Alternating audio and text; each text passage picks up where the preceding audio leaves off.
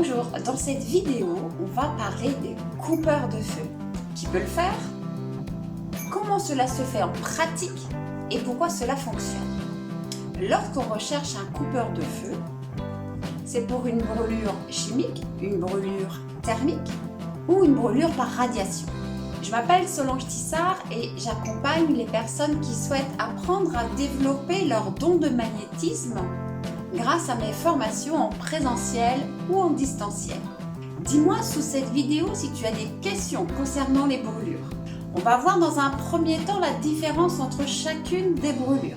Les brûlures thermiques, première, ce sont des brûlures par le feu, par de l'eau bouillante.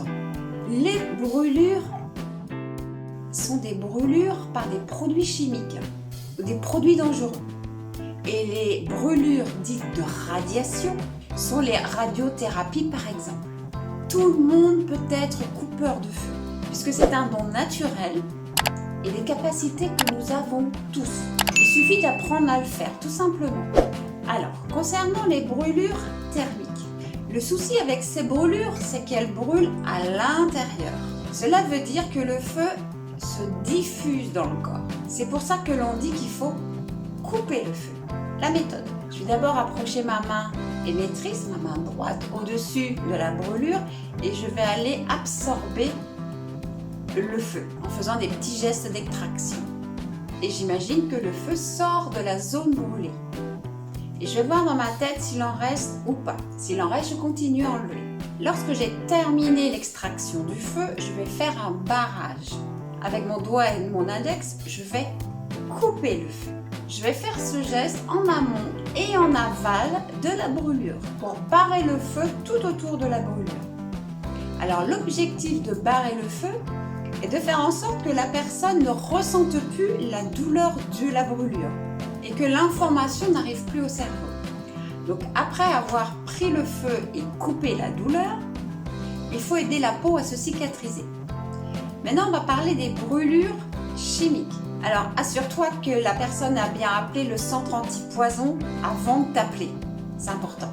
Et qu'elle ait consulté un spécialiste. Ensuite, je vais pratiquer la même méthode que pour les brûlures thermiques. Les brûlures par radiation. Ces brûlures sont différentes car le rayon attaque les mauvaises cellules et en plus brûle les bonnes cellules à côté. On va utiliser un outil un peu particulier, comme un œillet, qui empêche que les rayons brûlent les bonnes cellules à côté. On va utiliser un œillet, comme les œillets qu'on mettait pour les feuilles de classeur pour pas qu'elles se déchirent. Et lorsque j'ai terminé la protection, je vais faire un barrage. Avec mon index et mon majeur, je vais aller couper le feu en faisant le geste en amont et en aval de la brûlure, pour barrer le feu tout autour de la zone traitée. Et c'est là que vient l'expression de coupeur de feu. Tu as un cadeau sous cette vidéo, tu as un lien qui va t'apprendre, t'aider à comment ouvrir ton troisième œil. J'espère avoir répondu à toutes tes questions.